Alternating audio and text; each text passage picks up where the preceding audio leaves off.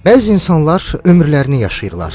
Bəziləri isə ömürləri ilə tarix yazırlar. Tibb xidməti polkovnik leytenantı Rasim Abdullayev kimi. Rasim Yaquboğlu Abdullayev Vətən müharibəsində qəhrəmanlıq göstərmiş, Azərbaycan ordusunun tibb xidməti polkovnik leytenantı idi.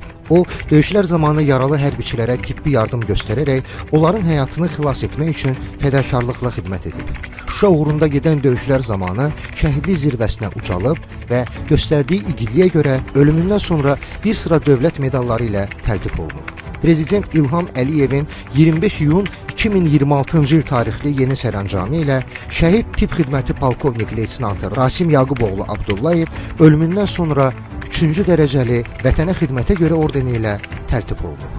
O, vətəni hər şeydən üstün tutdu. Bu torpağın sabahı üçün canını fəda etdi, şəhid oldu. Amma adı, izi, əmanəti bu gündə yaşayır. Bugün onun oğlu atasının müqəddəs yolunu davam etdirir. Mir Yaqub Abdullazadə tibb xidmətində təhsil alaraq insan həyatını qorumağı, vətənə xidmət etməyi özünə amal seçdi. O, atasının əmanətini yalnız xatirələrdə deyil, əməllərdə də yaşadanlardandır. Şəhidlər ölmür. Onlar övladlarının baxışında, nəvələrinin gülüşündə, bir də dalğalanan bayrağımızda yaşayırlar. Bugün bir ata vətən uğrunda əbədiyyətə qovuşub. Bir oğul onun yolunu davam etdirir. Bir nəvə isə onun adını gələcəyə aparır. Şəhidimizin adı artıq yeni bir nəslin də taleyinə yazılıb. Dünyaya göz açan balaca nəvəsi babasının adını daşıyır.